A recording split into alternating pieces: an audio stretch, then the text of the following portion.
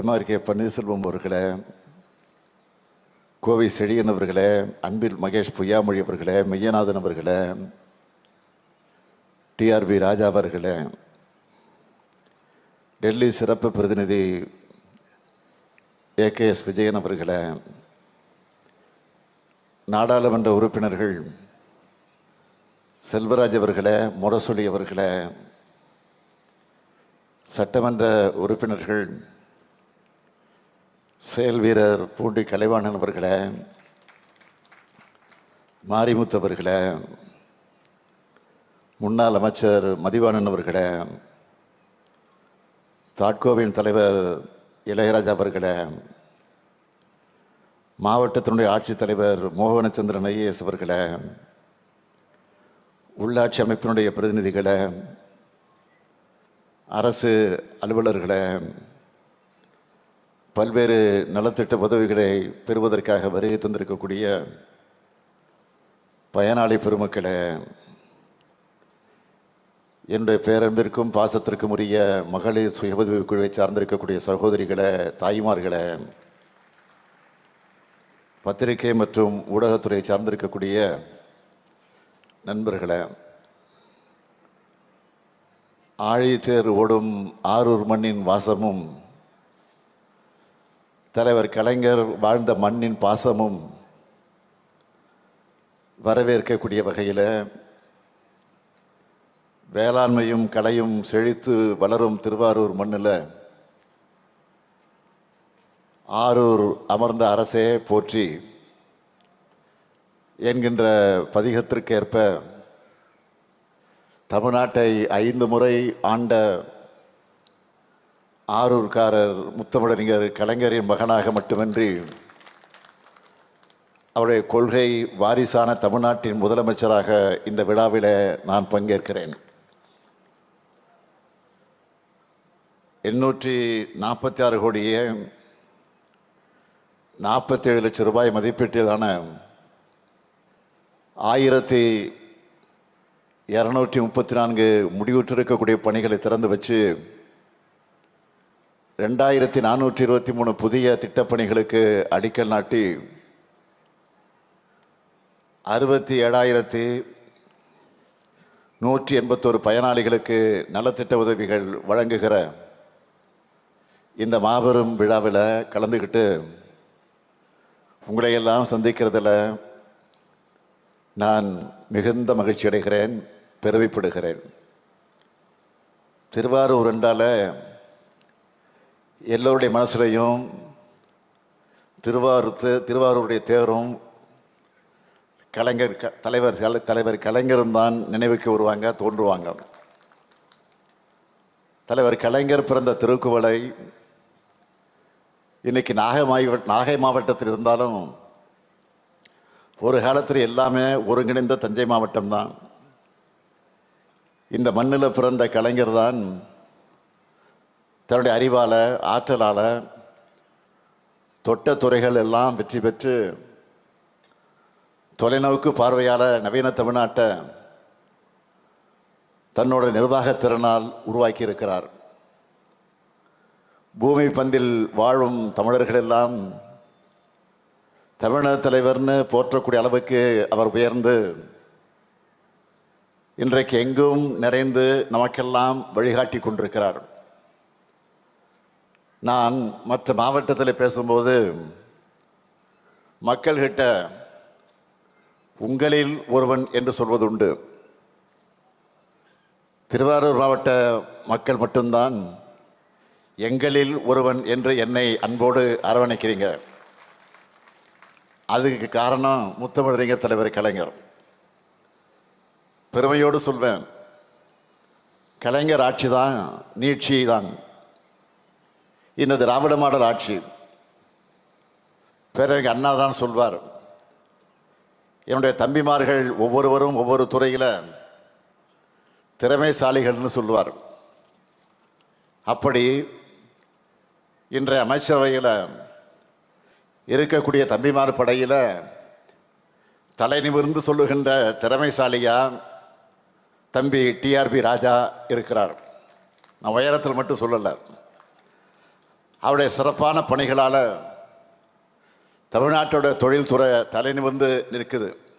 அவரை மாதிரியே டிஆர்பி ராஜாவோட உழைப்பாலையும் சாதனையாலும் ஏராளமான தொழிற்சாலைகள் தமிழ்நாட்டை நோக்கி வருது. முதலீடுகளும் பெருகுது, வேலைவாய்ப்புகளும் பெருகுது. அனைத்து மாவட்டங்களும் தொழில் வளர்ச்சி நிறைந்த மாவட்டங்களாக வளர்ந்து வருது. நிறைவாக சொல்லணும்னா, செய்தி சேனல்களோட வளர்ச்சியை டிஆர்பி ரேட்டை வச்சு குறிப்பிட்டு சொல்லுவாங்க. அந்த மாதிரி நம்ம திராவிட மாடல் அரசோட தொழில்துறை வளர்ச்சியை நம்ம டிஆர்பி ராஜாவினுடைய செயல்பாட்டை வச்சு கணிக்கலாம். தன்னை வெற்றிகரமாக நிரூபிச்சுட்டு இருக்கக்கூடிய தம்பி டிஆர்பி ராஜாவுக்கு என்னுடைய மனமார்ந்த வாழ்த்துக்கள், பாராட்டுக்கள்.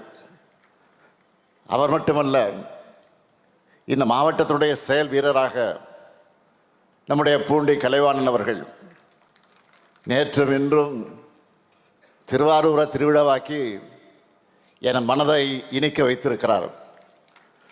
தலைவர் கலைஞருக்கு செல்ல பிள்ளையாக அவர் மறைந்த பின்பு திருவாரூர் சட்டமன்ற தொகுதியில் சிறப்பாக செயல்பட்டு எந்த பொறுப்பை கொடுத்தாலும் பொறுப்பாக சிறப்பாக பணிமுடிப்பவர் சகோதரர் கலைவாணன் அவர்கள். அவருக்கும் என்னுடைய பாராட்டுக்கள், வாழ்த்துக்கள். இந்த விழாவை மிக சிறப்பாக ஏற்பாடு செஞ்சிருக்கக்கூடிய திருவாரூர் மாவட்டத்துடைய ஆட்சியர் மோகனச்சந்திரன் அவர்களுக்கும் அவருக்கு துணை நின்ற அரசு அலுவலர்களுக்கும் என்னுடைய வாழ்த்துக்கள், பாராட்டுக்கள். திருவாரூரை பொறுத்த வரைக்கும் முத்தமிழறிஞர் தலைவர் கலைஞர் அவர்கள் 22 ஆண்டுகள் ஓடாத ஆழித்தேர நவீன தொழில்நுட்பத்தில் பக்தர்கள் பரவசமடையக்கூடிய வகையில் ஓட்டி காட்டியவர். திருவாரூர் மாவட்டத்தை தலைநகரமாக ஆக்கியவர். ஆட்சியர் அலுவலகம், நீதிமன்ற வளாகம், திருவாரூர் நகராட்சிக்கு புதிய கட்டிடம், மாவட்ட காவல் அலுவலகம், புதிய பேருந்து நிலையத்துக்கு 2010 அடிக்க நாட்டு விழா என அனைத்தையும் கலைஞரால் உருவானது. 1970 திருவாரூரில் திருவிக அரசு கல்லூரி கொண்டு வந்த தலைவர் கலைஞர் தான் என்பது எல்லோருக்கும் தெரியும். 2009 தமிழ்நாடு மத்திய பல்கலைக்கழகம் அதையும் கொண்டு வந்தார். அது மட்டுமல்ல, 2010 மருத்துவக் கல்லூரி, மன்னார்குடியில் அரசு கலைக்கல்லூரி, பாமணி உர தொழிற்சாலை, உள்ளாட்சித்துறை அமைச்சராக இருந்த அண்ணன் கோசிமணி அவர்கள் மாவட்டம் முழுக்க குடிநீர் வசதிகளை உருவாக்கி தந்தார். டிஆர் பாலுவருடைய முயற்சியால் 5 புதிய ரயில்கள் விடப்பட்டுச்சு. அதில் முக்கியமானது செம்மொழி எக்ஸ்பிரஸ். மண்ணையிலிருந்து திருப்பதிக்கு எக்ஸ்பிரஸ் விட்டதும் கழகத்தின் முயற்சியால் தான். மாற்றுக்கட்சி ஆட்சிக்கு வரும்போதெல்லாம் வறண்ட ஆறு போல திருவாரூர் காய்ந்துவிடும். திமுக ஆட்சிக்கு வந்தால் ஆடிப்பெருக்கு போல வளர்ச்சியும் மகிழ்ச்சியும் கரை புரண்டு ஓடும். கடந்த 4 ஆண்டு காலத்தில் திராவிட மாடல் ஆட்சியில் நம்ம திருவாரூர் மாவட்டத்தில் நிறைவேற்றி தரப்பட்டிருக்கக்கூடிய முத்திரை திட்டங்கள் நான் தலைப்புச் செய்திகளாக அவற்றை சொல்ல விரும்புகிறேன், நேரத்தின் அருமையை கருதி. கூத்தாநல்லூர் வட்டத்தில் அரசு கலை மற்றும் அறிவியல் கல்லூரி தொடங்கப்பட்டிருக்கு. நன்னில மட்டம் வண்டாம்பாலை கிராமத்தில் அரசு தொழிற்பயிற்சி நிலையம் தொடங்கப்பட்டிருக்கு. 241 திருக்கோயில்களுக்கு குடமுழுக்கு நடத்தி முடிக்கப்பட்டிருக்கு.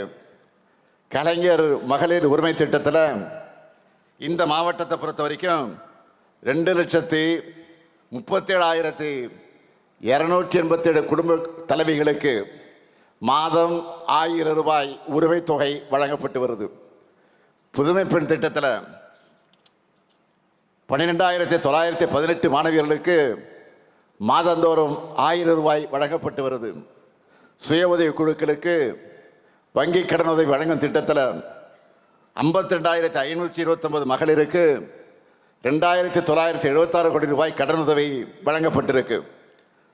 அண்ணல் அம்பேத்கர் தொழில் முன்னோடிகள் திட்டம் உட்பட பல்வேறு தொழில் முனைவோருக்கான மானியத்துடன் வங்கிக் கடன் அந்த உதவி வழங்கும் திட்டங்களின் கீழே இதுவரை 513 தொழில் முனைவோருக்கும் சுமார் 155 கோடி ரூபாய் மானியத்துடன் கூடிய வங்கி கடனுதவி வழங்கப்பட்டிருக்கு. பள்ளி உட்கட்டமைப்பு மேம்பாட்டு திட்டத்தில் சுமார் 175 கோடி ரூபாய் மதிப்பீட்டில் 266 பணிகள் மேற்கொள்ளப்பட்டிருக்கு. நான் முதல்வன் திட்டத்தில் 53,128 மாணவர்கள் திறம்பெயர்ச்சி பெற்றிருக்காங்க. முதலமைச்சரின் காலை உணவு திட்டத்தில் 37,848 மாணவர்கள் சூடாகவும் சுவையாகவும் சத்தான உணவை சாப்பிட்றாங்க. அது மட்டுமல்ல, நன்னிலம், மன்னார்குடி, திருத்துறைப்பூண்டி, கோட்டூர், திருவாரூர், கொரடாச்சேரி ஆகிய 6 ஒன்றியங்களில் உள்ள 665 குடியிருப்புகளுக்கு 880 கோடி ரூபாய் மதிப்பீட்டில் கொள்ளிடமாற்று நீரை ஆதாரமாக கொண்டு தொடங்கப்பட்ட கூட்டு குடிநீர் திட்டம் தொடங்கப்பட்டிருக்கு. 90 விழுக்காடு கட்டுமான பணிகள் முடிஞ்சிருக்கு. அமைச்சர் நேரு அவர்கள் உறுதி கொடுத்திருக்கிறார். இந்த திட்டத்தை வரும் செப்டம்பர் மாதம் பயன்பாட்டுக்கு கொண்டு வரப்போகிறோம் என்று அறிவித்திருக்கிறார். அது மட்டுமல்ல, கூத்தாநல்லூர், திருவாரூர் நகராட்சிகளில் 99 கோடி ரூபாய் மதிப்பீட்டில் குடிநீர் திட்ட பணிகள் நடைபெற்று வருது. 49 பாலங்கள் கட்டக்கூடிய பணிக்கு திட்டமிட்டு அதனுடைய பணிகளும் நடைபெற்று வருது. முத்துப்பேட்டையில் 10 கோடி ரூபாய் மதிப்பீட்டில் மீன் இறங்கு தளம் அமைக்கக்கூடிய பணியும் நடைபெற்று வருது. முக்கியமாக மன்னார்குடி, கூத்தாநல்லூர் கூத்தாநல்லூர் வட்டங்களில் 150 கோடி ரூபாய் மதிப்பீட்டில் சிப்காட் தொழில் வளாகம் அமைக்கக்கூடிய முயற்சிகளும் தொடங்கப்பட்டிருக்கு. நெடுவாக்கோட்டை பகுதியில் ஜவுளி ஆடை தயாரிக்கக்கூடிய சிப்காட் டெக்ஸ்பர்ட் அமைக்கக்கூடிய முயற்சிகள் தொடங்கப்பட்டிருக்கு. கண்டமங்கலத்தில் மணநலம் அறிவுசார் இல்லம் கட்டப்பட்டு வருது. கலைஞரின் கனவு இல்லம் திட்டத்தின் கீழ் 4,720 வீடுகள் கட்ட ஒப்புதல் வழங்கி அதில் 1,249 வீடுகள் கட்டி முடிக்கப்பட்டிருக்கு. இப்படி நாள் முழுக்க நான் சொல்லிக்கிட்டே போகலாம். இங்கே விவசாயிகள் வந்திருக்கிறீங்க. நம்ம எம்ஆர்கே பன்னீர்செல்வம் இங்கே வந்திருக்கிறாரு. திருவாரூர் மாவட்ட விவசாயிகள் பயனடையக்கூடிய பட்டியலை கேட்டேன், பெருசாக கொடுத்தாரு. அதிலிருந்து சில முக்கியமானதை மட்டும் நான் சொல்ல விரும்புகிறேன். இந்த மாவட்டத்தில் மட்டும் கலைஞரின் அனைத்து கிராம ஒருங்கிணைந்த வேளாண் திட்டத்தில் 83,721 விவசாயிகள் பயனடைஞ்சிருக்கிறாங்க. அதில் ஆழ்துளை கிணறுகள், பண்ணை குட்டைகள், வேளாண் இடுபொருட்கள் மற்றும் விவசாய கருவிகள் வழங்கப்பட்டிருக்கு. அது மட்டுமல்ல, நுண்ணீர் பாசன திட்டத்தில் இதுவரை 2,887 விவசாயிகள் பயனடைஞ்சிருக்கிறாங்க. பயிர் காப்பீட்டு திட்டத்தை எடுத்துக்கிட்டால் 7,77,605 விவசாயிகள் பயனடையக்கூடிய வகையில் இதுவரை 143 கோடியே 78 லட்சம் ரூபாய் பயிர் காப்பீட்டு தொகை வழங்கப்பட்டிருக்கு. பயிர்க்கடன் மட்டும் 2,43,100 விவசாயிகளுக்கு 1,556 கோடியே 26 லட்சம் ரூபாய் வழங்கப்பட்டிருக்கு. 2,426 சிறு மற்றும் குறு விவசாயிகளுக்கு இலவச மின் இணைப்பு வழங்கப்பட்டிருக்கு. 31 நேரடி கொள்முதல் நிலையங்கள் 14 கோடியே 2 லட்சம் ரூபாய் மதிப்பீட்டிலையும் 20 நேரடி கொள்முதல் நிலையங்களில் நவீன மேற்கூரையுடன் கூடிய சேமிப்பு தலங்கள் 39 கோடியே 22 லட்சம் ரூபாய் மதிப்பிலையும் பணிகள் நிறைவேற்று பயன்பாட்டுக்கு கொண்டு வரப்பட்டிருக்கு.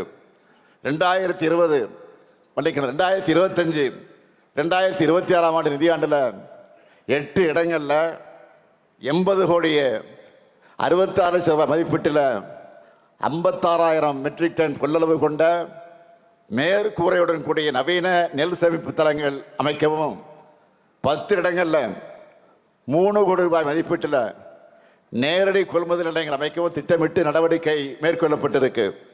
சில நாட்களுக்கு முன்னாடி நான் சேலத்தில் நடந்த அரசு விழாவில் குறிப்பிட்டேன். சாதாரண ரக நெல் குவிண்டாலுக்கு 2500 ரூபாய்க்கும், சன்ன ரக நெல் குவிண்டாலுக்கு 2548 ரூபாய்க்கும் செய்யப்படும்னு அறிவித்தேன். இப்படி வேளாண் மக்களுக்காக பல நலத்திட்டங்களை செஞ்சுக்கிட்டு வரோம்.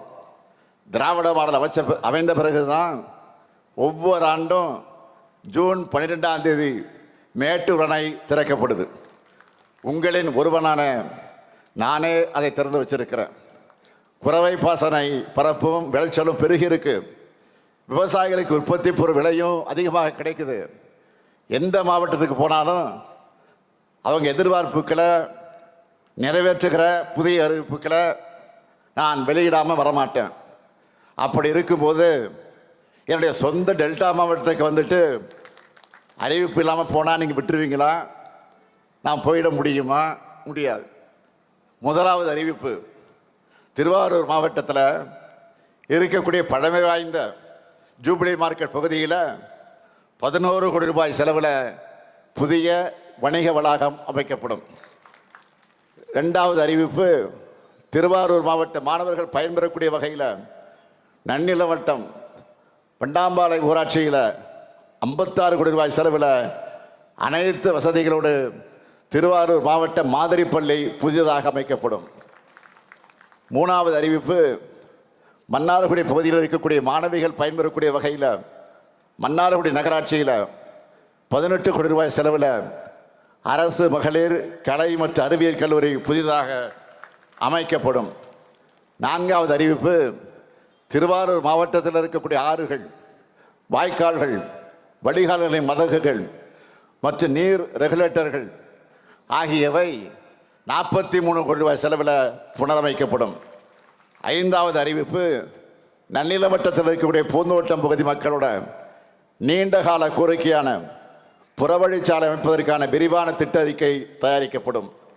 ஆறாவது அறிவிப்பு, பாரம்பரிய நெல் ரகங்களை தம் வாழ்நாள் முழுவதும் பேணி பாதுகாத்த நெல் ஜெயராமன் அவருடைய அரும்பணியை போற்றக்கூடிய வகையில் திருத்துறைப்பூண்டியில் அவருக்கு நினைவு சிலை அமைக்கப்படும்.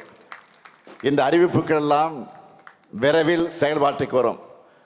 தலைமைச் செயலகத்தை துறைவாரியா ஆய்வை நான் தொடர்ந்து நடத்திக்கிட்டு இருக்கிறேன். நெஞ்ச நிமிர்த்தி சொல்லுகிறேன், தமிழ்நாட்டு வரலாற்றிலேயே இவ்வளவு திட்டங்களை எந்த அரசும் செஞ்சிருக்காது.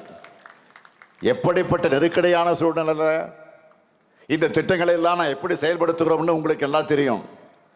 பல்வேறு நிதி நெருக்கடிக்கு மத்தியில், ஆமாம் மத்தியில் நமக்கு இடையூறாக இருக்கக்கூடிய ஒன்றிய அரசையும் சமாளித்து இவ்வளவு சாதனைகளை செஞ்சிருக்கிறோம். தொடர்ந்து செய்யத்தான் போகிறோம். இதெல்லாம் பார்த்து தாங்கிக்க முடியாத எதிர்க்கட்சி தலைவர் பழனிசாமி அவர்கள் இப்போ என்ன செய்கிறார்? தமிழ்நாட்டை மீட்போம், தமிழகத்தை மீட்போம் என்று ஒரு பயணத்தை தொடங்கி இருக்கிறார். ஏன்னா தமிழ்நாடுன்னு சொல்லக்கூடாதுன்னு சொல்லுகிற கூட்டத்துக்கிட்ட இப்போ அதிமுகவை சேர்த்துட்டாரு.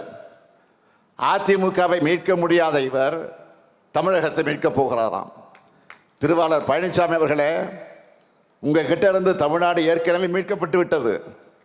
கூவத்தூரில் ஏலம் எடுத்து கரப்ஷன் கலெக்ஷன் கமிஷன்னு தமிழ்நாட்டையே பார்க்காத அவலமான ஆட்சியை நடத்தினீங்க. கொஞ்சம் நஞ்சமல்ல, செஞ்ச குற்றங்கள்ல இருந்து காப்பாற்றிக்க பாஜக கிட்ட ஒட்டுமொத்தமாக தமிழ்நாட்டையும் தமிழர்களையும் அங்கே கொண்டு போய் அவருடைய உரிமைகளை அடகு வச்சிங்க. நீங்கள் செஞ்ச கேடுகள் 1 2 அதையெல்லாம் சரி செஞ்சு இன்று இந்தியாவிலேயே தமிழ்நாட்டுடைய வளர்ச்சி தான் நம்பர் 1, 9.69 விழுக்காடு. இதை நான் சொல்லலை, இதை ஒன்றிய அரசால் சொல்லியிருக்கிறாங்க. ஒன்றிய அரசால் அதை மறைக்க முடியல, மறுக்க முடியல. தலை நிமிர்ந்த தமிழ்நாட்டை இன்னைக்கு வளர்த்தெடுத்திருக்கிறோம். வெளிமாநில மக்கள் எல்லாம் தமிழ்நாட்டை பற்றி பெருமையோடு பேசுகிறாங்க. இதெல்லாம் உங்களுக்கு எங்கே தெரிய போகுது? பழனிசாமி அவர்களே, உங்களுக்கு தெரிந்ததெல்லாம் துரோகம் செய்கிறது மட்டும்தான். உங்களை கொண்டு வந்தவருக்கு துரோகம் செஞ்சு வெளியில் அனுப்புனீங்க. உங்களை நம்பி கொடுக்கப்பட்ட கட்சிக்கும் அந்த தொண்டர்களுக்கும் துரோகம் செஞ்சு கூட்டணி வச்சிங்க. ஆட்சியில் இருந்தப்போ தமிழ்நாட்டை உரிமைகள் அடகு வச்சு தமிழ்நாட்டு மக்கள் மொத்த பேருக்கும் துரோகம் செஞ்சீங்க. நாங்கள் கேட்கறது, ஒன்றிய அரசு தமிழ்நாட்டுக்கு நிதி கொடுக்கறதில்ல. நாம் கொடுக்குற ஜிஎஸ்டி அந்த நிதியையும் நமக்கு ஒழுங்காக திருப்பி தர்றதில்லை. சிறப்பு திட்டங்கள் எதுவும் கிடையாது. ஏன் ஒன்றிய அரசோட திட்டங்களுக்கு நாம தான் நிதி கொடுத்துட்டு இருக்கோம். நம்ம பசங்க படிக்க தேவையான பள்ளி கல்வி நிதியை எல்லா மாநிலங்களுக்கும் தரக்கூடிய நிதியை நமக்கு மட்டும் கொடுக்கல. தமிழ் வளர்ச்சிக்கு நிதி இல்லை. தமிழுடைய பெருமையை வெளிவரக்கூடாதுன்னு கீழடி ஆய்வறிக்கையை வெளியிட மறுக்கிறாங்க. கீழடினா அவருக்கு என்ன தெரியும்னா, கீழே படுத்துட்டு போறாரு பாருங்க, அதுதான் அவருக்கு தெரியும். கீழே அந்த ஆய்வறிக்கையை வெளியிடாமல் மறுக்கிறாங்க. அது மட்டுமா, தொகுதி மறுவர அந்த பிரச்சனை, இப்போ வாக்காளர் பட்டியலை குளறுபடியாகி இருக்கக்கூடிய பிரச்சனை, இப்படி தமிழ்நாட்டோட எல்லா உரிமைகளையும் பறிச்சவங்க கூட கூட்டணி வச்சுக்கிட்டு எப்படி உங்களால் கூச்சமே இல்லாமல் பயணம் பண்ண முடியுது? அது மட்டும் இல்லை, வாய்க்கு வந்ததெல்லாம் பேசுகிறார் எதிர்க்கட்சி தலைவர் பழனிசாமி. சமீபத்தில் பேசியிருக்கிறார். என்ன, இந்து சமய அறநிலையத்துறை சார்பில் பள்ளி கல்லூரி கட்டக்கூடாதான். இதுக்கு முன்னாடி பாஜகவுக்கு வெறும் டப்பிங் வாய்ஸ் தான் கொடுத்துக்கிட்டு இருந்தார், பேசிக்கிட்டு இருந்தார். இப்போ பாஜகவோட ஒரிஜினல் வாய்ஸாக பேச ஆரம்பிச்சிட்டார். அறநிலையத்துறை சட்டத்திலேயே கல்லூரி தொடங்க சட்டம் இருக்கு. இது கூட தெரியாம நீங்க எப்படித்தான் முதலமைச்சராக இருந்தீர்களோ எனக்கு புரியல. மறைந்த பெரிய பக்தவத்சலம் காலம் தொடங்கி ஏன் மக்கள் தலைவர் எம்ஜிஆர் அவர்களே முதலமைச்சராக இருந்தபோது பழனி ஆண்டவர் தொழில்நுட்ப கல்லூரியை திறந்திருக்கிறார். அந்த கல்லூரிக்கு கூடுதல் கட்டடத்தை போன முறை நீங்கள் திறந்து வச்சீங்க. அப்போ ஏதாவது மயக்கத்தில் போய் திறந்து வச்சுட்டு வந்தீங்களா? இப்போ நாங்கள் கல்லூரி தொடங்கினா தப்பா? பாஜக தலைவர்களே இந்த மாதிரி கல்லூரி தொடங்கக்கூடாதுன்னு பேசுறது இல்லை. ஆனால் பழனிசாமி மட்டும் பேசுகிறார். இதை பார்த்தா ஒன்று தான் எனக்கு நினைவுக்கு வருது. ஒரு திரைப்படத்தில், வடிவேலு படத்தில் தான் ஒரு காமெடி ஒன்று வரும். என்னன்னா, கொடுத்த காசுக்கு மேலே என்னமா கூவுறான்னு, அந்த மாதிரி பாஜகக்காரங்களே பேசிட்டு இருக்காங்க. இந்து சமய அறநிலையத்துறையை பொறுத்த வரைக்கும் தமிழ்நாடு வரலாற்றில் இல்லாத அளவுக்கு திராவிட மாடல் அரசு செய்திருக்கக்கூடிய சாதனையோட லிஸ்ட் பெருசா இருக்கு. நான் பழனிசாமியை நேரடியாக கேட்கிறேன், ஏன் படிப்புனா உங்களுக்கு அவ்வளவு கசக்குது? கல்விக்காக உண்மையிலே குரல் எழுப்புகிற மாதிரி இருந்தா, கும்பகோணத்தில் நம்முடைய முத்தமிழறிஞர் தலைவர் கலைஞருடைய பெயரால் பல்கலைக்கழகம் அமைக்க போறோம்னு சட்டமன்றத்தில் சட்டமே ஏற்றி அனுப்பி வச்சோம். 2 மாதம் ஆயிருக்கு. அதுக்கு ஆளுநர் இதுவரையில் அனுமதி தராமல் இருக்கிறார். நான் கேட்டேன், இதை விட ஆளுநருக்கு என்ன வேலை? இதுக்காக குரல் எழுப்ப எதிர்க்கட்சி தலைவருக்கு நெஞ்சுரம் இருக்கா?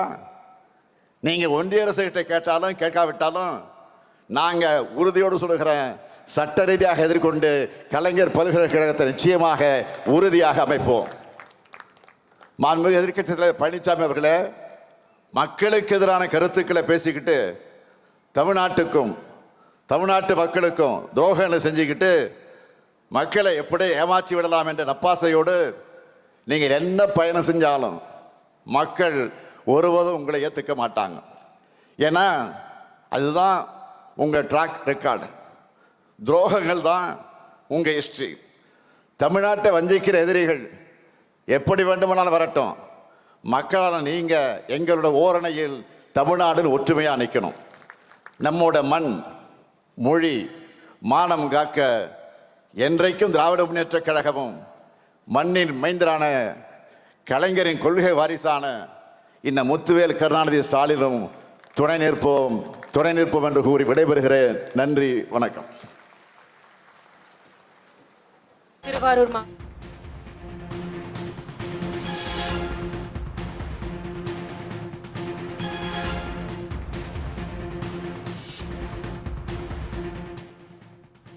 திருவாரூரில் பல்வேறு நலத்திட்டங்களையும் நலத்திட்ட உதவிகளையும் வழங்கிய முதலமைச்சர் மு.க.ஸ்டாலின் உரையாற்றினார். அந்த காட்சிகளை பார்த்தோம். திருவாரூருக்கு என்னென்ன மாதிரியான நலத்திட்டங்கள் திராவிட மாடல் அரசின் சார்பில் செய்யப்பட்டிருக்கின்றன, இன்னும் செய்யப்பட இருக்கின்றன என்பதெல்லாம் எடுத்து கூறியிருக்கிறார். மேலும் என்னென்ன பணிகள் தொடங்கப்பட இருக்கின்றன என்பத புதிய அறிவிப்புகளையும் வெளியிட்டிருக்கிறார். 11 கோடி ரூபாய் செலவில் புதிய வணிக வளாகம் அமைக்கப்படும் என்றும் 56 கோடி ரூபாயில் திருவாரூரில் மாவட்ட மாதிரி பள்ளி அமைக்கப்படும் என்றும் புதிய அறிவிப்பை வெளியிட்டிருக்கிறார். அதேபோல மன்னார்குடியில் 18 கோடி ரூபாயில் அரசு மகளிர் கலைக் கல்லூரி அமைக்கப்படும். நன்னிலம் புறவழிச்சாலை திட்டம், நெல் ஜெயராமனுக்கு திருத்துறைப்பூண்டியில் சிலை நிறுவப்படும் என்பன போன்ற புதிய அறிவிப்புகளையும் முதலமைச்சர் மு க ஸ்டாலின் அறிவித்து பேசியிருக்கிறார். இந்த காட்சிகளை பார்த்தோம்.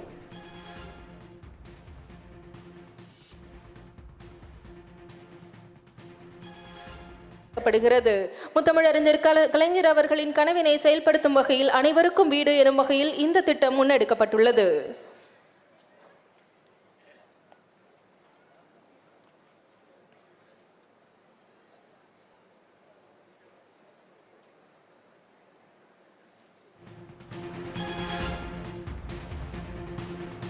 மன்னார்குடி வட்டாரம் நெடுவாக்கோட்டை செம்பருத்தி மகளிர் சுய உதவிக் குழுவினரை அன்புடன் அழைக்கிறோம். மகளிர் திட்டம் சார்பில் 20 லட்சம் ரூபாய்க்கான வங்கிக் கடன் இணைப்பு வழங்கப்படுகிறது.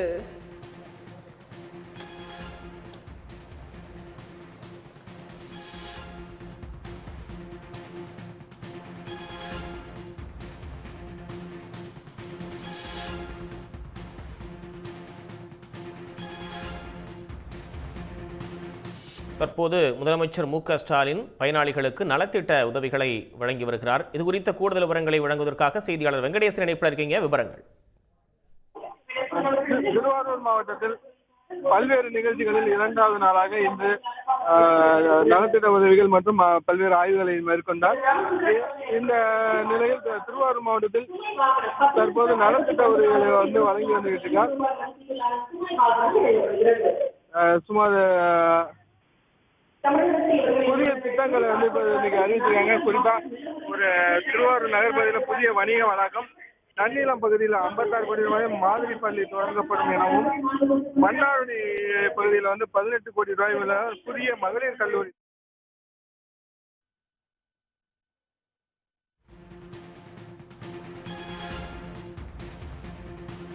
பயனாளிகளுக்கு முதலமைச்சர் மு க ஸ்டாலின் தன்னுடைய பொற்கரங்களால் நலத்திட்ட உதவிகளை வழங்கி வரக்கூடிய அந்த காட்சிகளை பார்க்கிறோம். முன்பாக ஏற்கனவே பல புதிய திட்டங்களையும் முதலமைச்சர் தொடங்கி வைத்திருந்தார்.